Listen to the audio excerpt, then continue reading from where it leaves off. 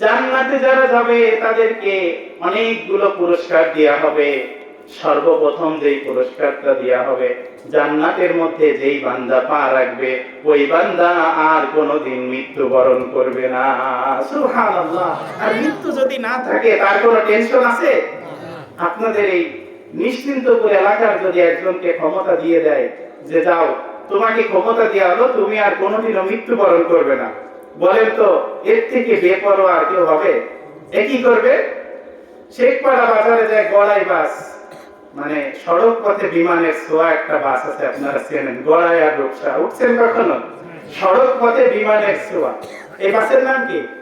সড়ক পথে বিমানের ছোঁয়া, মানে গড়াই আর রূপসাতে যে উঠবে বিমানের ফিল পাবে।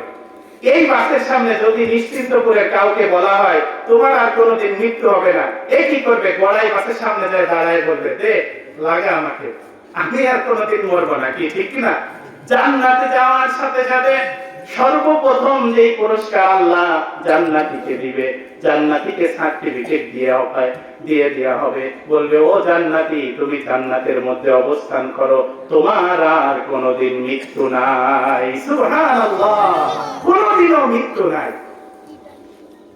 বলেন তো কেমন আনন্দ হবে? কোনোদিনও মৃত্যু যদি না থাকে কেমন আনন্দ হবে?